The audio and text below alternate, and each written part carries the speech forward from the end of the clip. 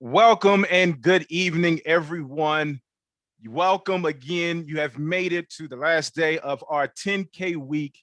My name is Amarish Hawkins, Assistant Director, Education Consultant, your helper, your advocate for getting a better education. We're here to present some programs to you today to bring you to a conclusion of all the programs that are within the 10K spectrum. Now, before we go on with today, we have, of course, intelligence studies. We have the Department of Psychology. And finally, we're going to talk with financial aid to understand how all of the finances work and why we're able to offer a quality education at a quality price. But I'm going to share my screen once again, just to kind of take care of, some of the particulars for today. So give me a quick second. Let's share.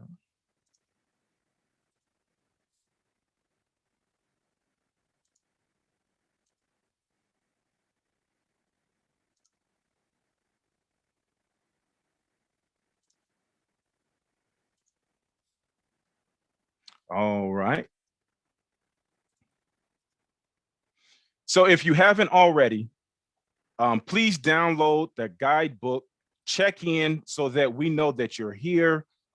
We can capture your information so that we can share more information concerning maybe some of the programs you didn't get a chance to listen to early on in the week.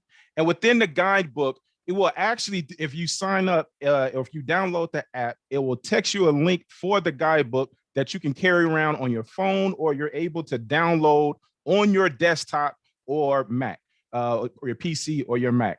Also, make sure that you follow us on Facebook as well as YouTube. When you follow us, you get immediate access to information that we put up just about daily to make sure that you have the knowledge to make the proper decisions to join Fayetteville State. And again, this is our Facebook page. Make sure to like, follow, and please share so that we can access not just you, but your circle, and that this is your education. This is your institution. This is your university. So today's events, just as a reminder, we'll be talking immediately with intelligence studies shortly after this short introduction. Then we'll have the Department of Psychology. And of course, we'll finish it off with financial aid and student accounts. All right, ladies and gentlemen, I hope that you are ready to get the information. Colonel William Lee is coming in. Fun fact, we had a little conversation before we got started, and he told us that he spent 30 years as an officer. Now, does that include your enlisted time or just your officer time? Well, I enlisted in 1975 and retired in 2010, which means that it was 35 years, but 4 years from 76 to 80, I was in West Point. So I was in uniform for 35 years, but my real commission time was 30 years. So in other words, you have a wealth of experience that you're about to share and give to us. I've done a few things. Indeed. All right, sir, it's all you.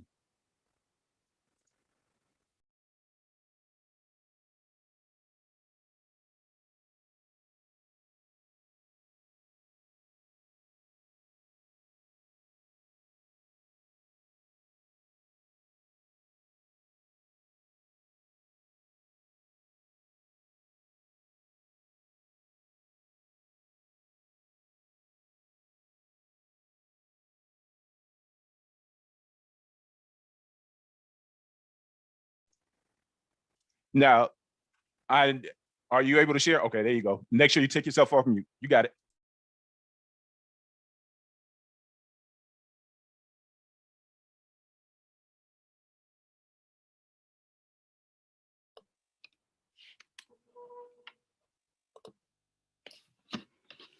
Okay.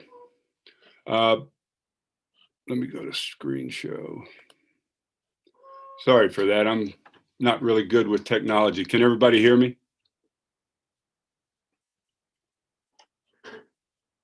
Hello? Loud and clear, Colonel William. Oh, okay.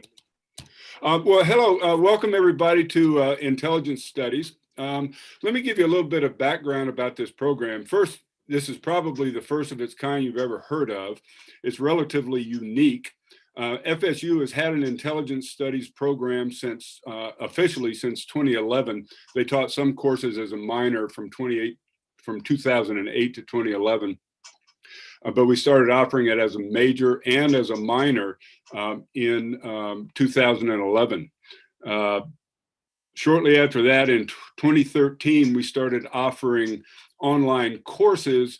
And then in 2014 or 15, I don't remember which, we received permission to do the entire degree completion program online, which means that if you come to us with 60 credit hours, you cover the 60 credit hours that are the final 60 credit hours that are associated with our program, and you graduate.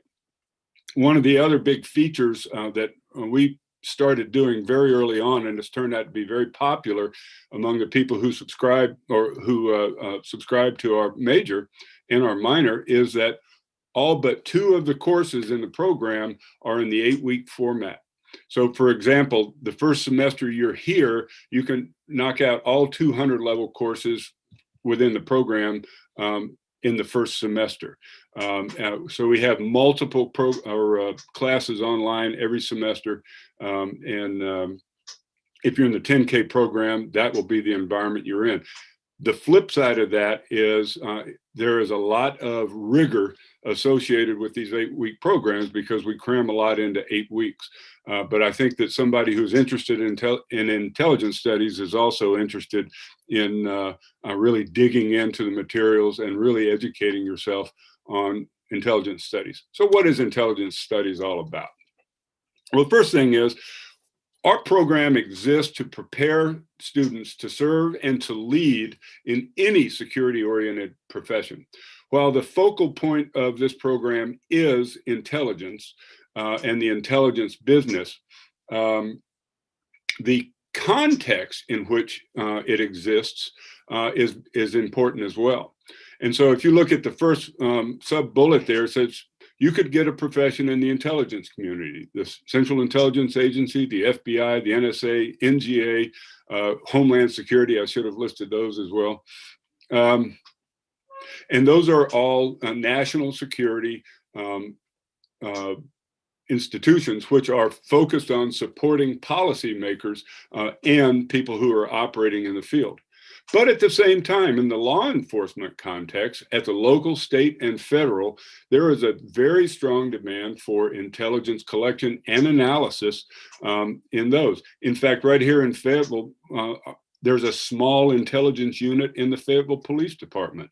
The State Bureau of Investigation, and of course the Federal Bureau of Investigation, and a number of other federal law enforcement agencies within the DHS arena as well, all both produce and conduct and analyze intelligence, and they consume intelligence as well. I've been asking my students for years, some of them, to take the Foreign Affairs exam. Most people don't realize that the Foreign Service is an actual commissioned service of the United States. They have equivalent ranks, just like military ranks and just like GS ranks, if you're familiar with those. They're a commissioned service, and they are our professional diplomats that operate around the world. They are very strong consumers and very strong developers of intelligence in the conduct of their activities diplomatically all across the world. I did mention Homeland Security. There are 42 different agencies. They all depend on intelligence. And then, of course, military service. Most people, when they think of intelligence, think of the military service or the CIA.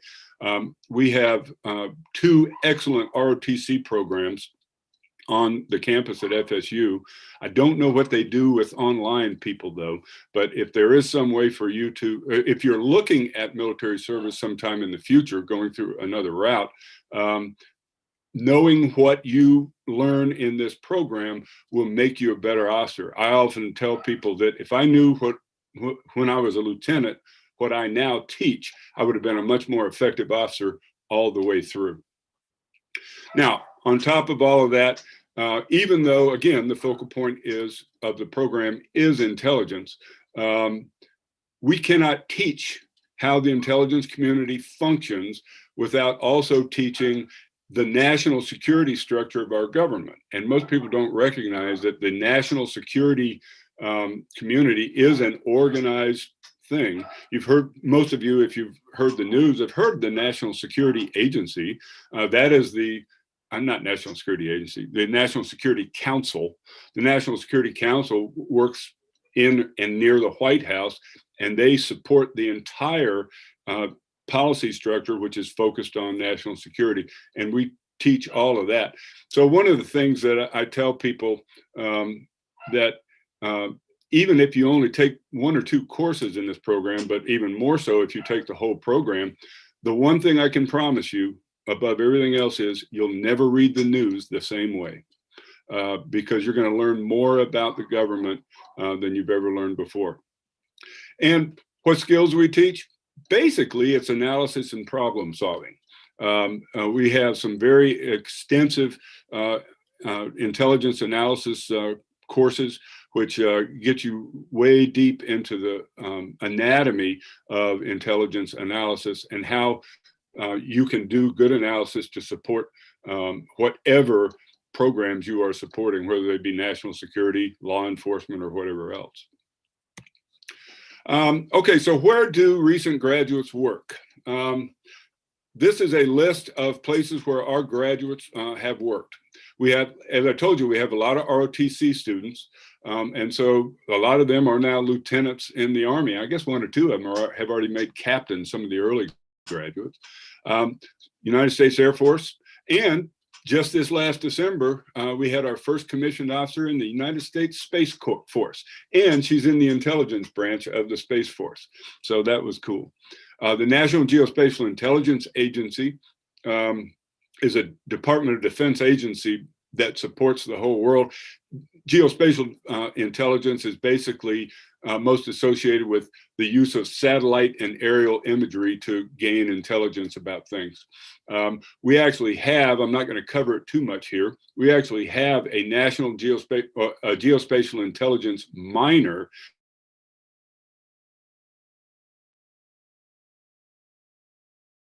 a little bit more for your postgraduate employment.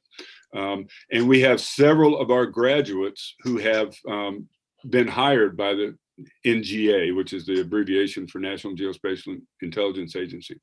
National Security Agency is another Department of Defense agency that primarily focuses on signals intelligence and cyber intelligence. We've had 2 or 3 of our graduates hired by them. I actually had one student who location was more important than finding a good intelligence job, but she was able to be hired in Kansas by the United States Post Office as a postal inspector. Several of our graduates have gone on and joined police departments. And then on top of the national security structure that I briefly described to you before, there are a number of defense industries that support that. And when I say industries, it's not just building things, but it's also providing personnel support and all that sort of thing. And we have several of our graduates who have gone to work for contractor agencies, and then they get contracted to national security activities or organizations and support that way. All source analysts, one geospatial analyst got hired by Lockheed Martin about 3 years ago, and he's doing very, very well for them. Okay, now, if you're looking at all the majors we're offering for this 10K thing, and you think you also want to have a minor, I would like to commend the intelligence studies minor to you as an option to tie in with one of your other, with whatever you decide to major in. Now, this is not an all exhaustive list, but intelligence studies as a minor is very complementary to these programs that are mentioned here. In political science, you may go into a political career.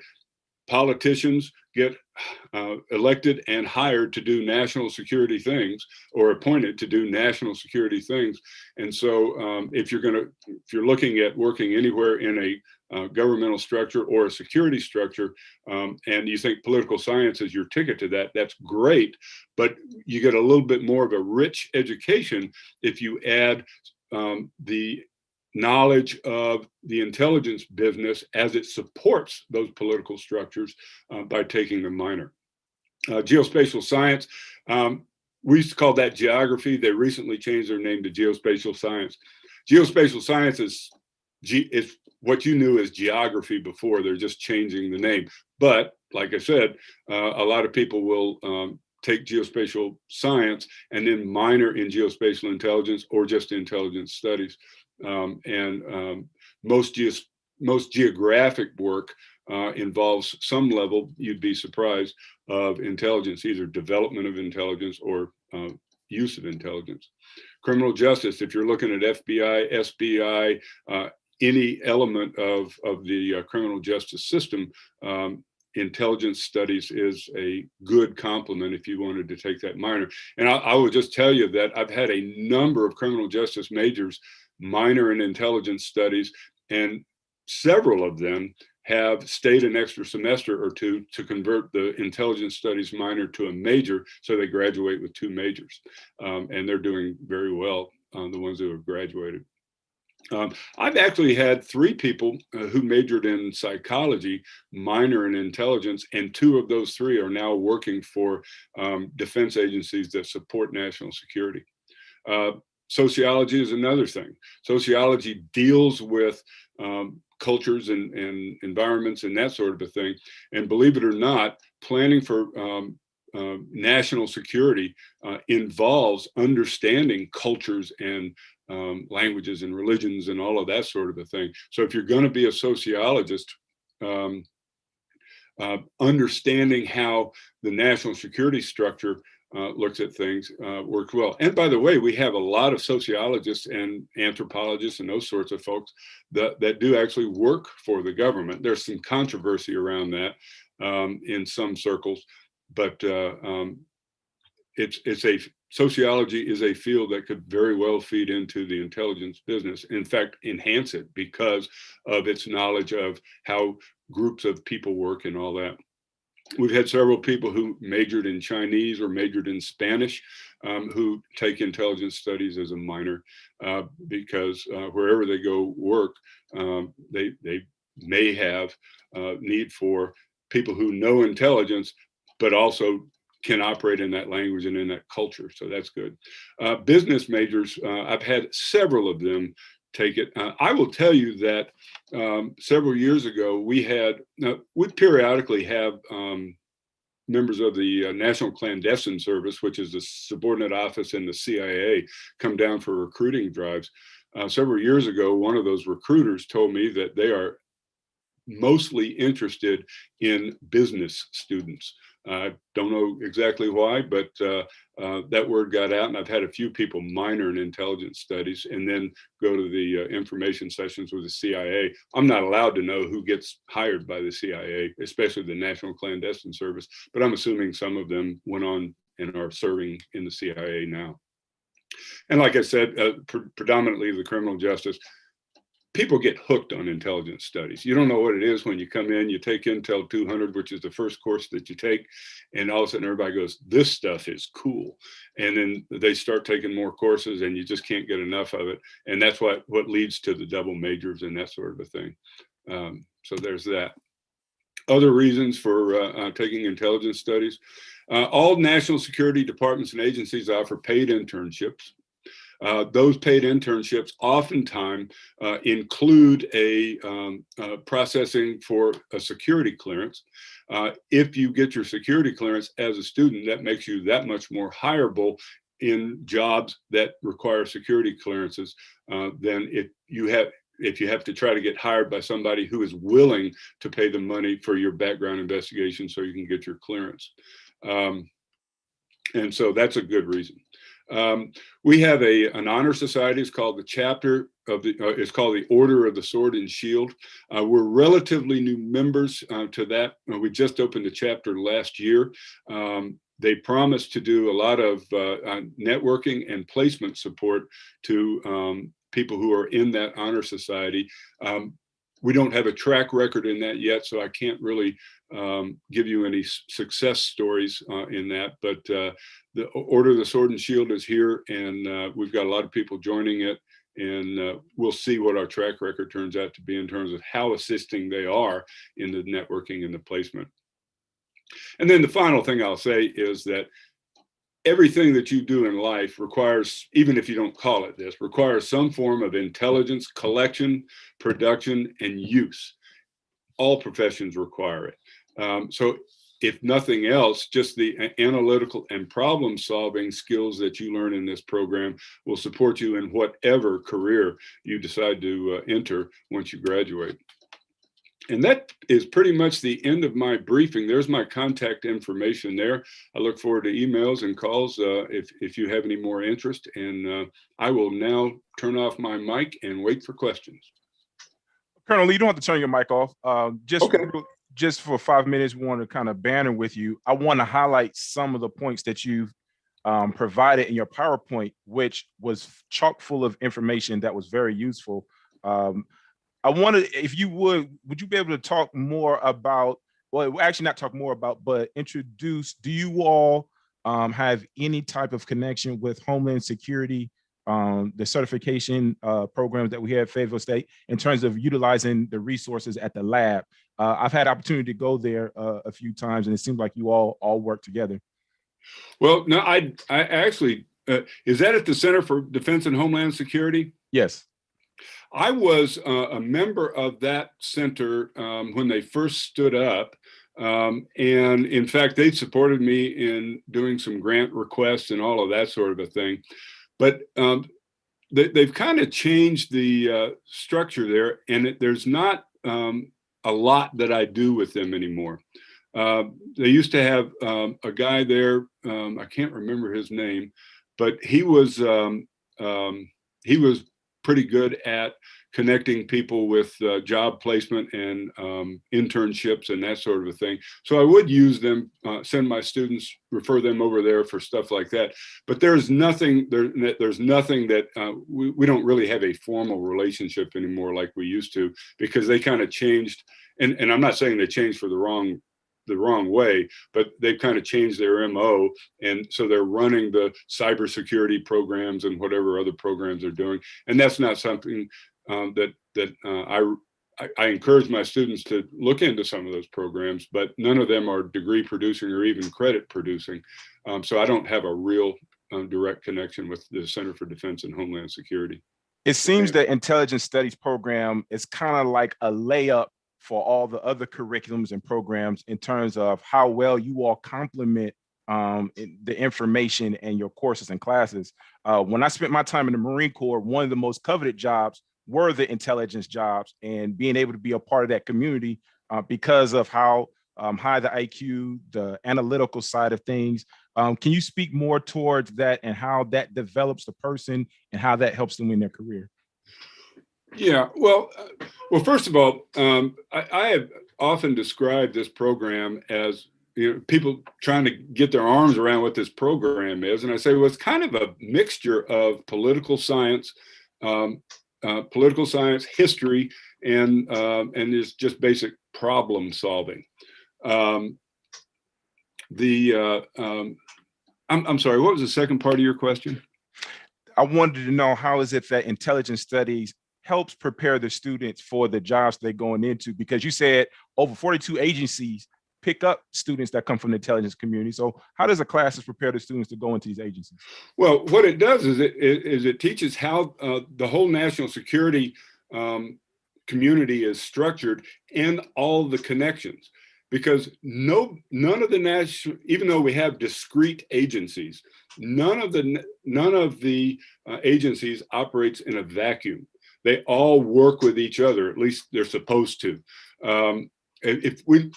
And so there are integrating mechanisms throughout the system. So if you're working in border security, you may have a connection with somebody in the CIA or somebody in the FBI, because what you're doing on the border has some relation to what they may be doing with regard to drug cartels in Central America and that sort of a thing, or other people that are trying to sneak through Mexico into the country. And so there are connections all over.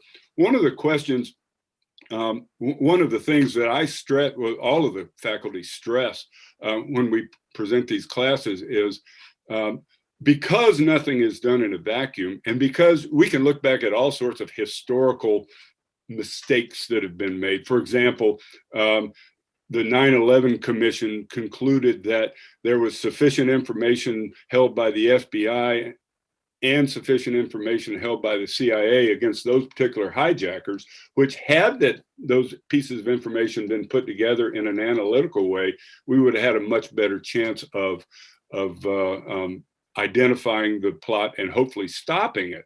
And a lot of big reforms have been put in place as a result of that, and other things as well. And so nowadays, wherever you are in the national security community, the first question in your mind when you develop some intelligence is, who else needs to know this? And there are mechanisms to make sure that information gets widely distributed to all the stakeholders who need that information. And that gives us a lot better way to do true national intelligence, even though we're working in our own little stovepipes at the same time. Colonel Lee, there is so much more to discuss and flesh out with your major. We'll give the students an opportunity. I believe you're still sharing your screen, your contact information. Please email him, give him a call so that you can find out more about our intelligence studies program that coincides, correlates, and works well with the communities that we deal with Fort Bragg and really any type of military base. And particularly because this is an online program that's offered through 10K Week, it's something that can go national and even global either way. So I appreciate you, Colonel Lee, for presenting the information. You see the salute. Thank you, sir. All right. All right, ladies and gentlemen, we are right on time. We're going to bring in the psychology department. And as they're coming onto the screen, I just want to remind you all some of the programs that we offer with the 10K program, programs such as accounting, business administration, programs such as fire and emergency services, intelligence studies, political science, sociology, birth to kindergarten, non-teaching, criminal justice, history, nursing, the RN to BSN program, the psychology department. All these programs are offered through our 10K program, and we'll talk about a little bit later on about the requirements to qualify for a program as such. So psychology department, you all have it. It's all yours.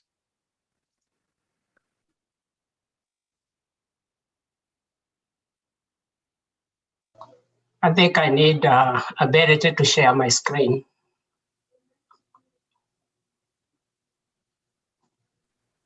We got you. Stand by.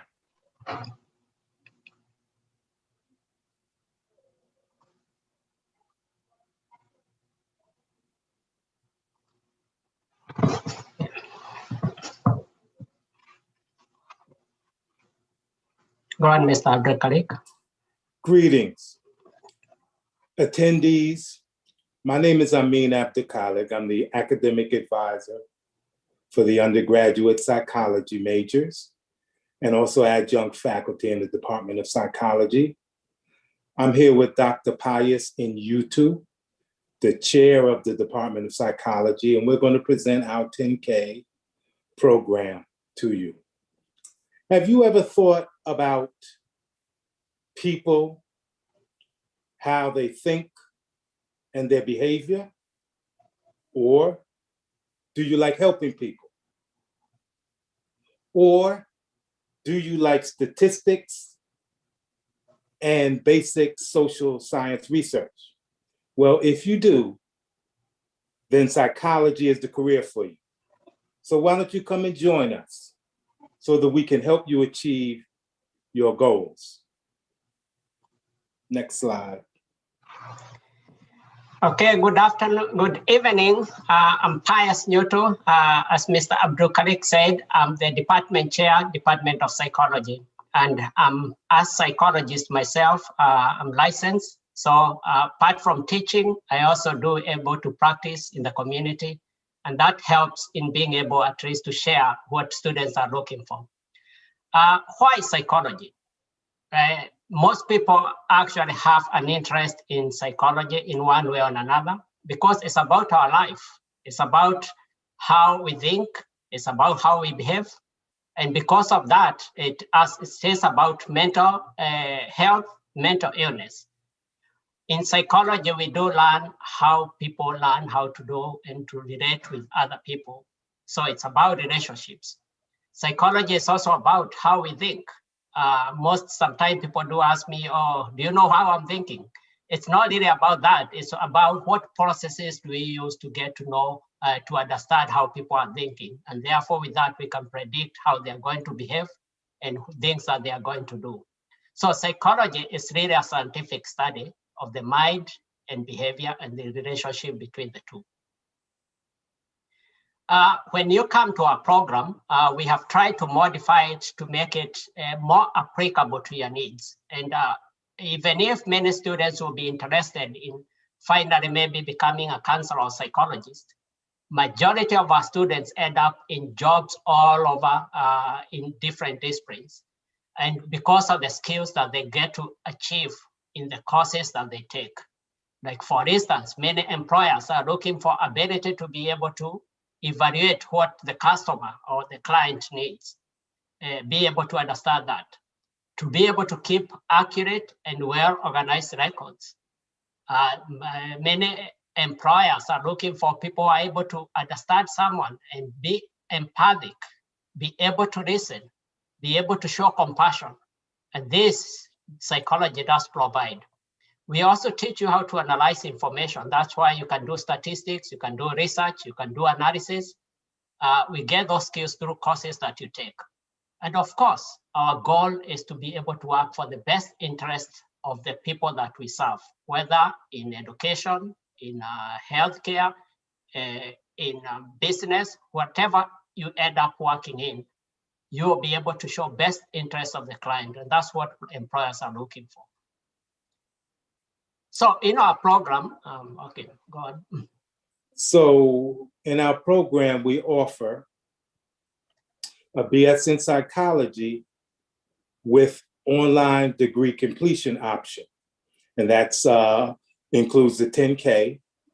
And we have 2 concentrations, which are composed specifically of 4 courses each. One of the concentrations is health psychology. The second concentration is work and organizational psychology. And these are relatively new concentrations, which we launched or stood up in the fall 2020 semester. And we also have a minor. We also offer a minor in psychology, excuse me. Next slide. So at this point, I'd like to read a quote from our former chancellor.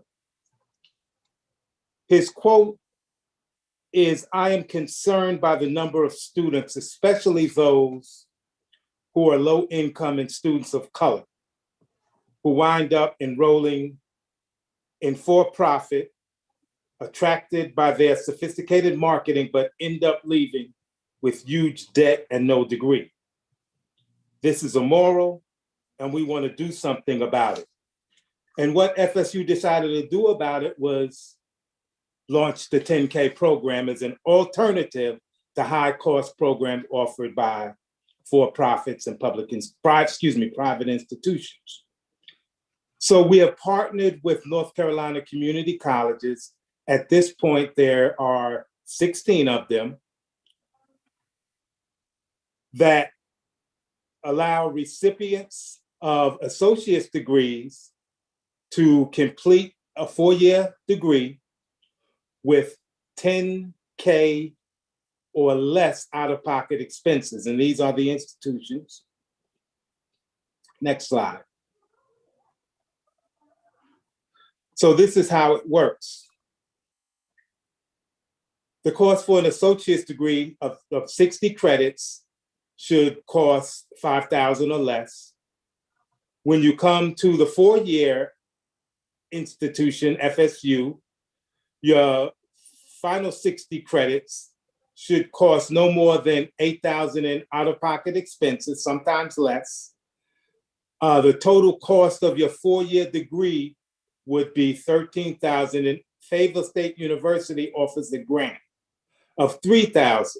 But the conditions for that grant is you must remain a full-time student each semester, earning at least 12 credits, and complete the program or complete your degree program within 3 years. So if you started in January 2021, you should complete your degree program by January 2024.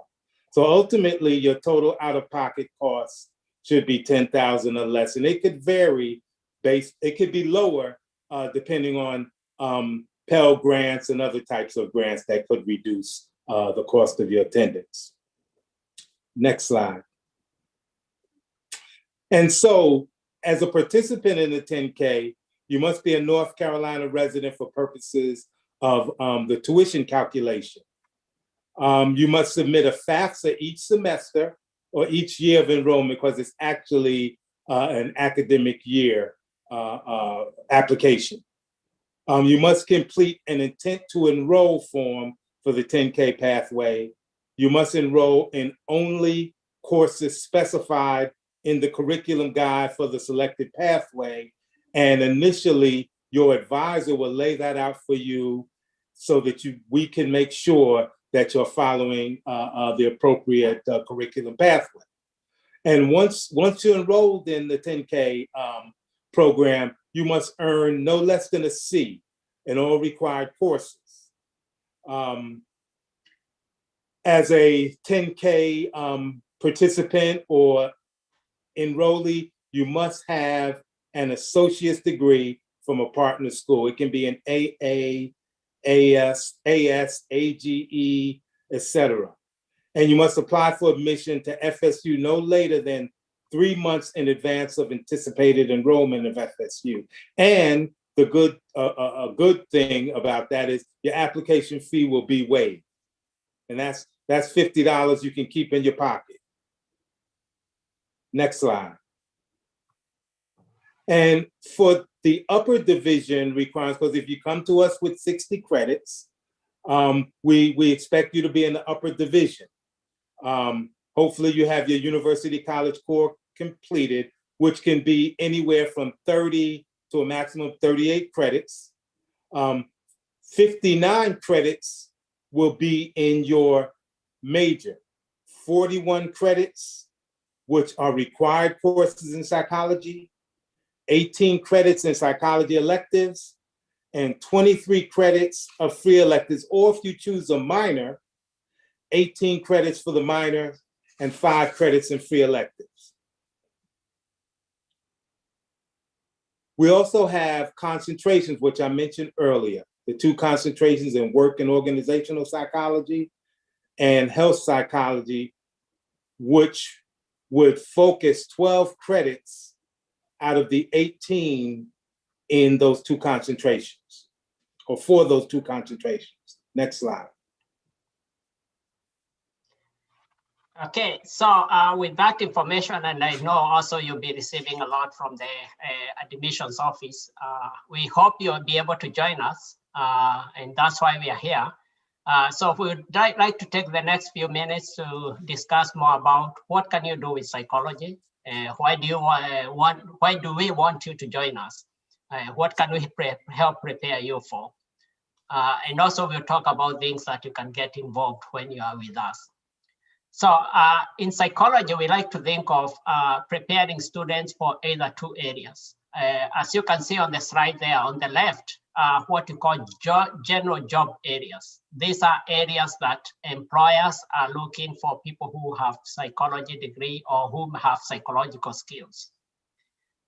So depending with your interest, maybe you like to work with financial services.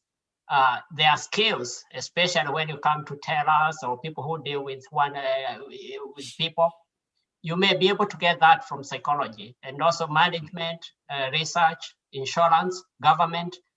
There are these even within like admissions office and educational institutions. They are employing psychology graduates. So if you are really not interested specifically in doing like mental health specifically or counseling, there are many areas, and that's where a majority of our students end up in. And in most cases, they end up with managerial positions because that's where you have to deal, or you are trying to coordinate and work with other people and train others. If you're interested in the area of psychology, specifically, there are also many jobs out there or areas that do employ graduates with psychology degree. Of course, you can work in a psychology clinic as an assistant. You can work in child and youth care. There are also some who go to teaching. Probably they may end up having to sit for the licensure exam. Then there are others who work in hospitals, health services, and that's why we have introduced this concentration on health psychology, because this is another growing area. And other areas like residential substance abuse and community and social services. So it's really up to you, and will help you mold yourself to be able to choose the right place to go or which direction to take. As you can see here, there's a distribution of where psychology graduates end up. And this is from last year. We normally receive data from the American Psychological Association. And it helps us to know where students end up. And as you can see, majority actually end up in management. So it doesn't have to be specifically in psychology, but some form of management in companies. But there are also many other areas like sales and marketing, professional services. There are quite 15% around there end up in teaching. So they get distributed all over, and it's because of the skills that they acquire when they are in our training program. What we normally do is when you come to our program, apart from working with your advisor to be able to make sure you are progressing well for your academics, we also assign you to one of the faculty as your mentor. And this is someone you can go to and talk about your own career interests, so that you can make sure you're taking, you are starting to prepare yourself. It's almost like you're starting to write your resume when you are still in our program, so that by the time you graduate, you'll be ready to apply for jobs. If for some others, they may want finally to end up becoming a psychologist like myself, and that means they would have to end up going to graduate school. Because to be licensed as a psychologist, you either have to end up having a master's or above. Most people end up with a doctoral degree, either. So for those on the left side, what we call licensed psychologists, most of those, they end up with a doctorate. Depending with what you're interested in, if you're interested in neuropsychology and working with the brain, you can train for that. If you're interested in forensic psychology. So we guide you to be able to prepare and become competitive during your undergraduate, so that by the time you apply for graduate school, they are looking for a certain level of GPA and all that. So we'll form a background that will help you end up with those. And even if you're not looking to become licensed psychologists, there are many other areas of psychology that people can work in experimental, cognitive, developmental, even those who work in schools as school counselors or school psychologists. So we'll guide you. And I wouldn't say, don't worry about this right now very much. This is why when you join our program, we'll be able to take every step with you. But be ready also to ask and to seek assistance and seek support from us. And we are always ready to provide it. We'll pass this. We'll come back later if we are able. Sorry about that. Okay. Dr. and you two mentioned building your resume. This is one of the ways that you can build your resume, by getting involved in co-curricular activities on campus. We have various ways that you can get engaged. One of them is through our psychology club. The second one is through our Honor Society Psychi. And lastly, through Active Minds. All of these are student-led and student-run organizations. We're looking for leaders who exhibit characteristics of leadership, problem solving, and critical thinking. Next slide. There's a quote from one of our fine students, Tanjaniqua Smith. She graduated in 2018. And her quote is, no matter if you're a traditional student, a transfer student, or continuing education student, FayState will support you and ensure that you are receiving an optimal education experience. Next slide. This is a list of our alumni that were undergraduate members of undergraduate students in psychology. You might see the first name on the list being familiar. That would be me. I've been through the program. My graduate school program was experimental psychology.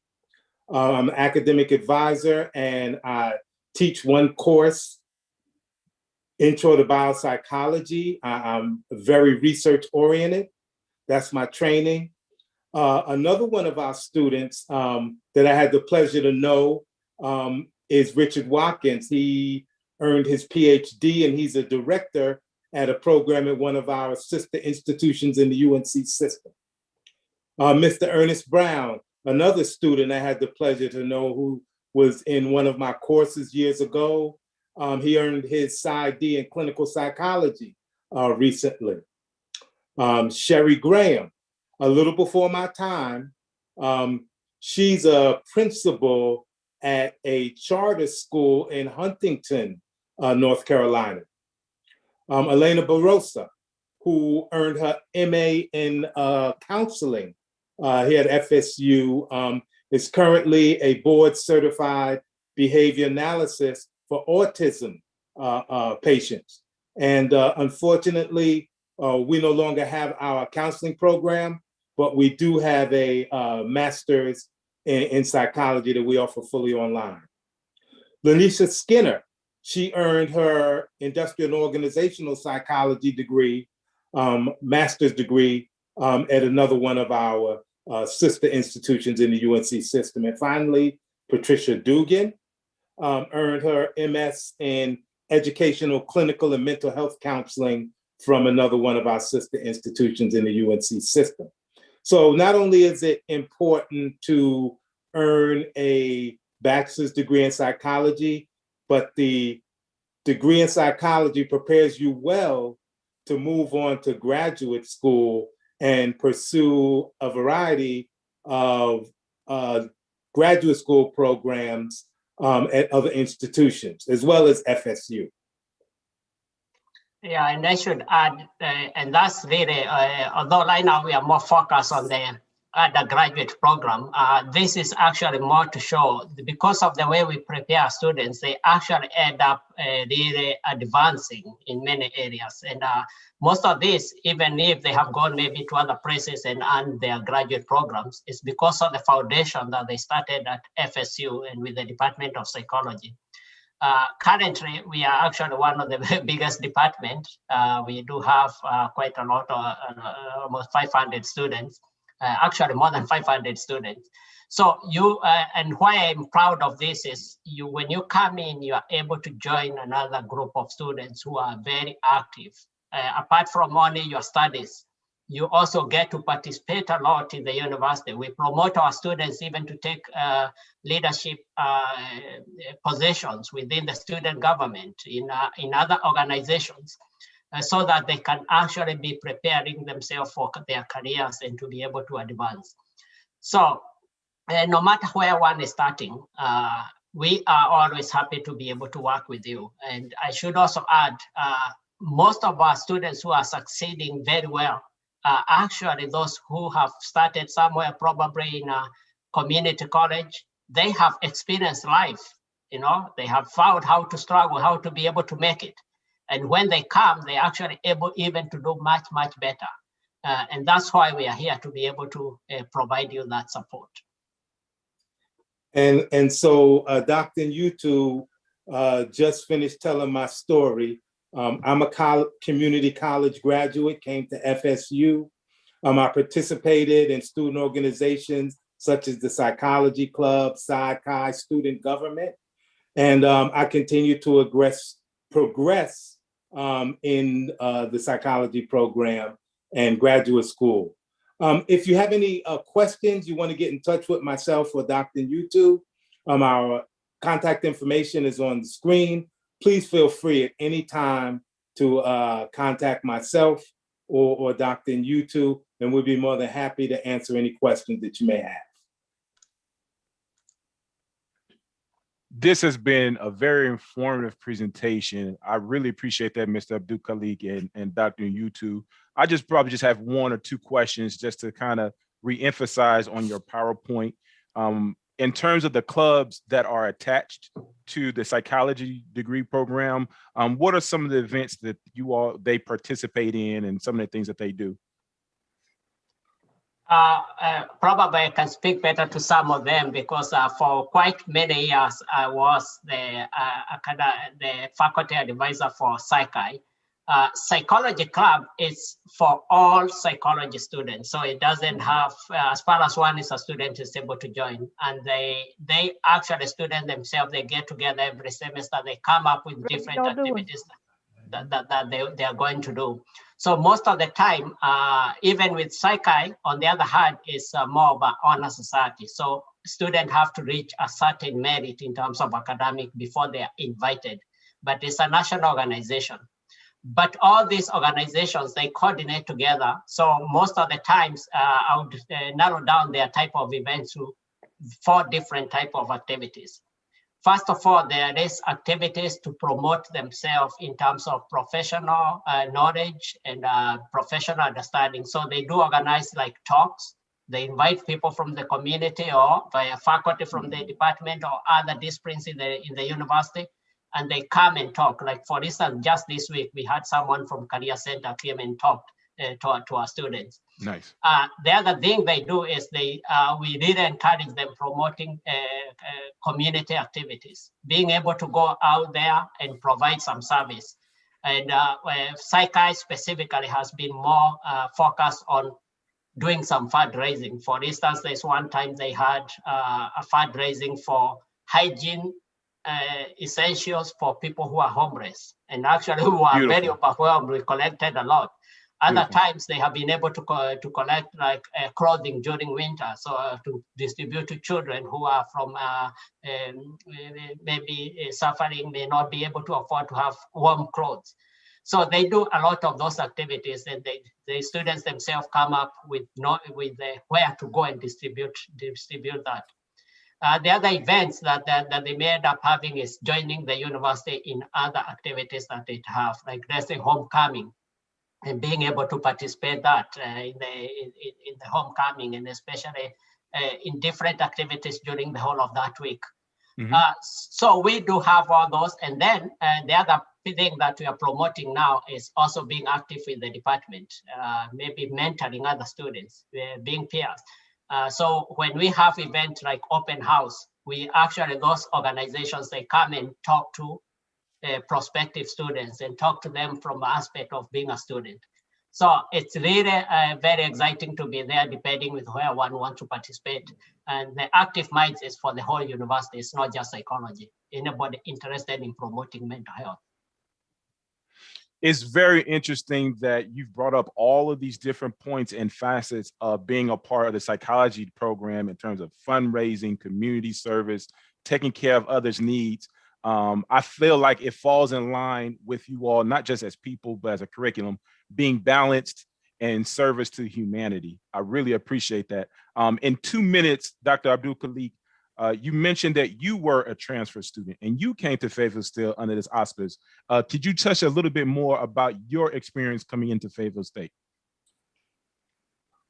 Yes, I can. So my experience coming into FayState was, looking back on it, a very rewarding experience. Not only did I earn a degree, but I also was mentored by several of the faculty in the department, and I came to be seen as a colleague. It was very rewarding to learn under the tutelage of some of the former chairs, some of the faculty that's still present, and it made me feel a part of the university, and it led me to believe that I had a home, and I haven't left since. I learned so much about critical thinking, about problem solving, about working with a team, about oral communication, written communication, just so many soft skills I learned outside of the classroom that helped me become a better person. Dr. Abdul Khalik, I appreciate everything that you just said. Your testimony was my testimony. I was mentored by the faculty here at Fayetteville State. It truly became a family, spent many hours outside of the classroom, working with faculty, developing not just myself, but helping other students being the best version of themselves. This presentation was excellent. I appreciate you all. And of course, one more time, if you want to get in contact with them, their information is being shared. If I'm not mistaken, you all are one of the biggest departments at Fayetteville State, at least the most popular that we have. And now I see why. With great mentors and instructors as you all have presented yourselves. Thank you. I appreciate you all. Thank you. Thank you very much for programming this. And we are looking forward to you, whoever you are there. Please come and join us. I'm looking forward to seeing you next fall in class. Indeed. Yes. Indeed. Thank you all. All right, you all, we are getting ready to introduce our financial aid department, and they're going to talk more about their specifics and everything they have in terms of how all this comes together and puts together. And just real quick, Dr. Abdul Khalik he did an excellent job introducing how 10K works and the requirements to do so. There's one part I want to emphasize. When we waive the application fee for those that intends to enroll in the program, we want you to fill out the intent to enroll. That way we can keep in contact with you and make sure that you have all the information that you need that's specified for your program. So make sure you fill out that intent to enroll so that you can get that fee waiver and that you can join such programs such as the psychology department. So again, thank you. I appreciate you. So at this time, we are introducing our financial aid department. It is all yours. Well, thank you. Just give me one moment here.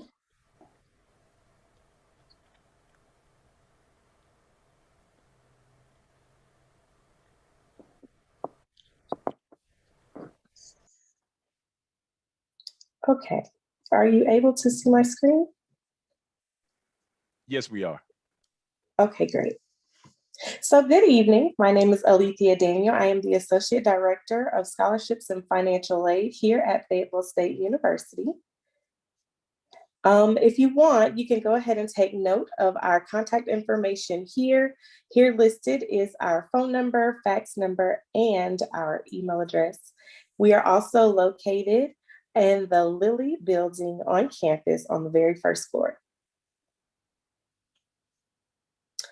The 10K degree pathway is a partnership developed with various North Carolina community colleges for associate degree recipients to receive an online bachelor's degree from FSU for a maximum out-of-pocket expense of $10,000.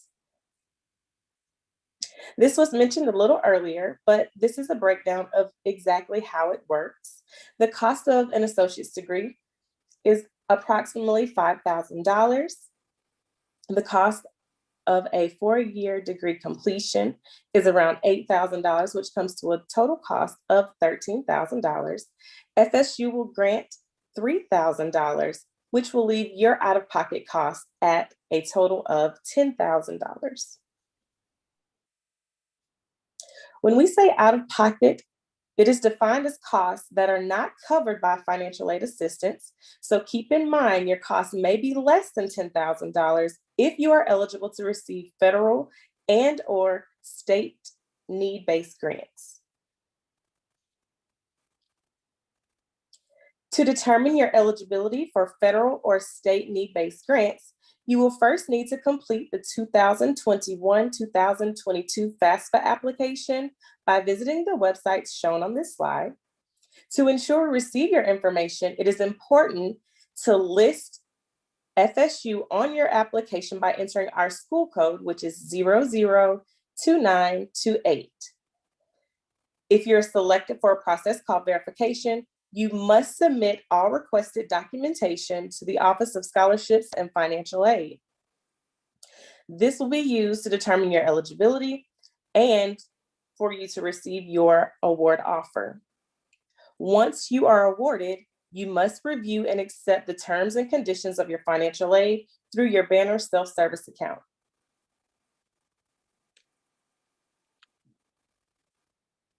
The types of aid available include what we consider free money, and these are funds provided by the federal government or state government. This includes the federal Pell Grant, federal SELG grant, federal work study, state grants for North Carolina residents, institutional grants such as Bronco, city, and city housing, and also scholarships. There are also loan options, which include federal direct subsidized and unsubsidized loans and Parent Plus loan. The key word here is loan, which means these are funds that must be repaid to the federal government. For scholarship opportunities, you may review a list of scholarships on our website. It is important for you to take note of the scholarship requirements and deadlines. To do this, you can visit our website at www.uncfsu.edu/scholarships. The deadline to apply for FSU General Scholarships for the 2021-2022 aid year is April 30th. For additional opportunities, you may also visit scholarships.com, College Board, FastWeb, CollegeNet, and Scholarship Monkey. These are all great websites for additional scholarship opportunities. How can grades affect a student's eligibility for financial aid? Students are evaluated for satisfactory academic progress at the end of each academic year. This is where FSU ensures you are maintaining a good academic standing. This means you must maintain a 2.0 GPA as an undergraduate student. You must maintain at least a 67% passing rate of the courses that you attempt, and you cannot exceed 150% of the length of your program of study. That concludes the financial aid portion of our presentation. I will now turn it over to student accounts.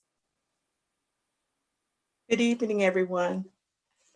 My name is Ms. Cheatham, and I'm here representing the Office of Student Accounts. Costs for college. Charges for the 2021 school year. The in-state online rate is $480.57 based on 3 credit hours. If you're a full-time student, your costs are $1,711.30. Please review your account for your tuition and fees. We send out a billing statement each week and it is able to be viewed on your Banner account. Fixed tuition. What is fixed tuition? Students who are enrolled consecutively in a 4-year program are eligible for the same tuition rate as long as they are continuously enrolled. Summer session is not included in fixed tuition. Your billing statement. Each week, you will have the billing statement available to you in your Banner. On your billing statement, you will see charges, including your tuition and fees, payments, which include financial aid, our in-house payment plan, any out-of-pocket payments, and third party. If your financial aid exceeds your charges, you would receive a refund disbursement. If the total amount of your financial aid is less than your charges, then of course you would owe the university a balance. The payment deadline. The fall payment deadline is August the 27th, 10 a.m. Please make sure you jot that date down, August the 27th at 10 a.m. Please make sure that our office is aware of how you will be paying for your balance. Our in-house payment plan is called the Bronco Payment Plan. It's $42 to enroll in the payment plan. It's done online through your Banner account. There's a 20% down payment that is required when you enroll in the payment plan. The sooner you begin the payment plan, the lower your payments will be. There's 5 installments that will start in the month of December. The later you enroll in the payment plan, the higher your payments would be. So we encourage you to enroll as soon as possible. Payment methods. The university accepts cash, cashier's checks, and money orders at the university cashier. If you are paying with a MasterCard, Visa, debit, or credit card, please pay by using your Banner. You may mail in checks. Please include your Banner ID directly to our cashier's office. Third-party agency authorizations. Third-party authorizations are handled by Ms. Kristen Obi. Her phone number is 910-672-1035. If you are a VA student, please contact our VA office on campus, which is located across the university in Bronco Square. The Bronco payment plan, again, is available to you as a payment method, and financial aid, which includes your scholarships, grants, and your loans. Banner self-service. You will find your billing statement on Banner. You may check your account status, also set up any direct deposit. If you have any inquiries about your account, please send it to our email address, which is studentaccountsreceivable@uncfsu.edu. Again, that's studentaccountsreceivable@uncfsu.edu. Please remember to check your Banner daily.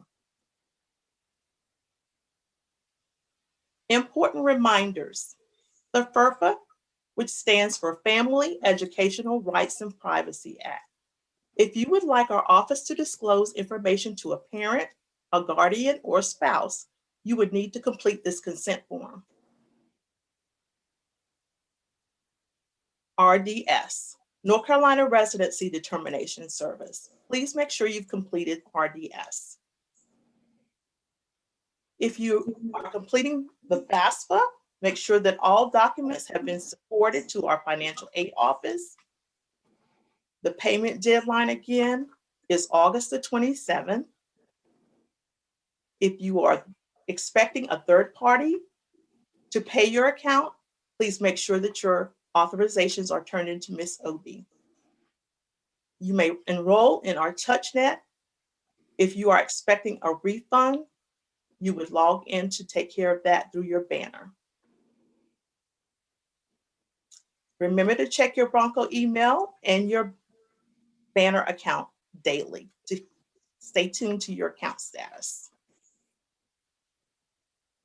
Questions.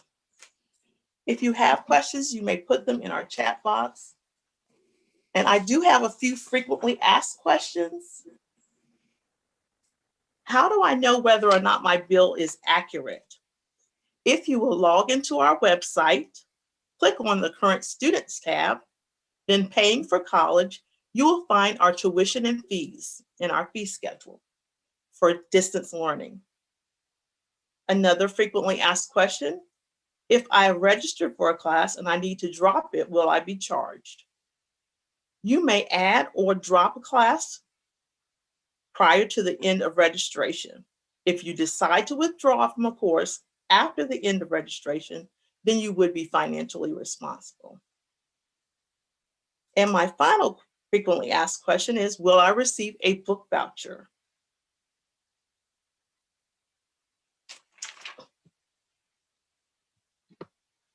Invitations are sent out for the book vouchers for students when they register for classes. The book voucher, if you have a question about your book voucher, please send it to our email inbox. If you have aid to cover the book voucher, you would receive a book voucher. If you do not have aid to cover the book voucher, then of course you would be declined. All right, I think that's all the questions. If we have any additional questions, I'll be happy to answer them at this time. You have actually covered all the questions that I had. And it shouldn't surprise me that you all are as organized and cover all the details on the back end of everything we have to ask. You all are the Student Council Financial Aid. Anything to do with money, you all were going to be on point. Let me check the chat just one more time to make sure we have anything that's going on. We do not. If I can ask the financial aid department, because you, Student Council, you all did your most frequently asked questions. If I can ask the financial aid department, what are maybe 2 questions that you get often on your side of things, and how would you answer them?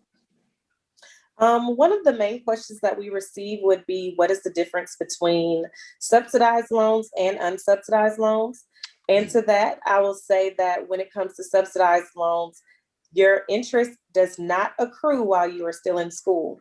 However, if you decide to take out any unsubsidized loans, your interest accrues immediately. So as soon as we originate your loan, your interest automatically begins to accrue. Another question I receive often, when it comes to processing your actual award offer, it is very important that students complete their terms and conditions. So there may be times when you may see that a student is awarded, or they may see their actual award offer, but when it's time for student accounts to actually pay funds to that account, it is not going to pay if they do not complete their terms and conditions. So that means you're reading over exactly what your terms and conditions of your financial aid is first, and you have to accept that before you can receive any aid. Those are the biggest things that we see. And it's, as we're talking about most frequently asked questions, and any one of you can answer this next question: how does residency affect one's financial aid? And I ask that because we're talking about the 10K program, which guarantees our students that enrolls in this program to stay at that level or below, depending on how many credits they take. However, does residency affect that cost? Because we know that you have to be an NC resident, but however, if they don't do their residency appropriately, how does that affect their tuition costs? Absolutely. So, go ahead, Ms. Sheehan. You're right. Go ahead. Absolutely, it does affect your tuition rate. So, of course, if you are an in-state resident, your tuition will be lower. Just that simple. Absolutely, it does affect your tuition rate. Indeed, and so not only that, Mr. Hawkins, it also affects the aid that you'll receive. So if you are not an in-state resident, you do not qualify for any state need-based grants. Interesting. Does that include Fayetteville State scholarships? Some, but mostly yes. But it does definitely affect the aid that they receive. So the ones that we're offering for 10K, it does affect those. And so we have a few questions that have came in. One question I would like to ask you all: can transfer students receive scholarships? Answer that. Absolutely, they sure can. All they have to do is, if they choose to use our website, definitely go onto our website to apply for those FSU General Scholarships. They do qualify for those. And then I would strongly encourage them to try other external scholarships also. Now, I am excited about joining the 10K program. I'm a student, of course. And so I would like to put you all school code in my financial aid. What is the school code? The school code is 002928. I actually wrote that in my notes because anytime I fill out my FAFSA, that's one of the first questions, like, oh man, I want to go to this school, but I never know the school code. So I end up calling you all, bugging you all day long because I keep forgetting and writing it down. So I thank you all for your patience and working with me and getting that done. It is much obliged. Well, you can also search Fayetteville State on the FAFSA application and it'll populate for you. So you don't always have to call us, but we do enjoy hearing from you. I hear you. That's why I said thank you for your patience and working with me. Absolutely. Absolutely. Now, you all had mentioned within the PowerPoint that this cost, if you're part of the 10K program, it's a fixed cost, or we were just talking about the tuition rate at that 17,1130 That is for 12 credit hours, of course. correct. That is a fixed tuition, as long as you're consecutively enrolled. Now, if you drop out of semester, then of course that doesn't apply to you. And it's really interesting that you said that, because again, I want to remind our audience and potential students that we advocate for you to complete your FSU degree within 3 calendar years of your initial enrollment of the 10K program. Because again, we want to keep you under that cost so that your education is not only quality, but what you pay back or what is paid into your education is also within the quality realm. I thank you all. You all have been excellent in your presentation. I don't think there's, we have one more question. How can we, this is a good question. How can we speak with representatives during, of course, this time with COVID-19, and are walk-ins allowed? When it comes to financial aid, there are multiple ways that you can contact us. You can either email us at our email address, finaid@unc.edu. You can also give us a phone call on our main line, 910-672-1325. You can also schedule a booking appointment. So you can go onto our website and you can just hit on the link that says schedule appointment. And that way you'll actually have a representative call you directly from our office to address any concerns or questions that you may have. And yes, we do offer walk-ins. So if you are on campus, you are free to come into our office and have a representative speak to you directly. Again, go ahead. No, I'm sorry. The Office of Student Accounts, we are available for walk-ins. Our office hours are from 9 a.m. to 3, Monday through Thursday. Of course, you can book an appointment with us by going to our website. You can also contact us via email at studentaccountsreceivable@uncfsu.edu, and you can always call us. It has something to do with 10K, but not really. With student accounts, are there any other expenses outside the education if I'm an online student that I'll have to pay or go through you all for? Like parking, or well, you wouldn't get parking because you're online, but are there other additional costs outside the education costs for online students? Actually, the cost that was provided to you earlier includes your fees. It does include your fees, such as your book rental fee, your SGA fee. Those things were included. So there's no hidden fees. It's all right there in front of you. And it's always available to you on our website. If you'll just click paying for college, click on tuition and fees, it's always available to you. Indeed. Well, thank you all again. I appreciate the information, and we hope the students will be able to get in contact with you. And before you all go, just share your contact information one more time. Sure. Again, my name is Alethea Daniel. I'm the Associate Director of Scholarships and Financial Aid. I can be personally reached at adaniel10@uncfsu.edu. And my phone number is 910-672-1332. And my name is Anita Cheatham in the Office of Student Accounts. We're located on the 2nd floor of the Lilly Building. My phone number is 910-672-2010. All right. Well, thank you all. You all have a good evening. Eat your fiddles and middles. And Lord willing, we'll see you all shortly as we pass by and see each other in passing at Fayetteville State. All right, to the rest of our audience, we're just going to do the sum up the whole journey of our 10K week. Thank you all for staying tuned with us. We just want to go over the requirements just one more time in short order form. We want you to be an NC resident. We want you to be able to earn your associate's degree from our partnered community colleges.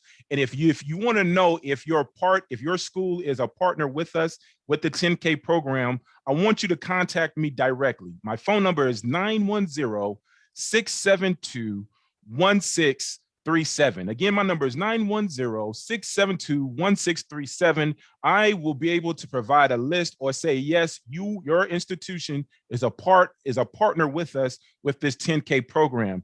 Now, after we find out that you are part of it and you can partake in a 10K program, we want you to fill out the intent to enroll form so that your app fee can be waived. And it allows us to establish communication with us, with you, excuse me.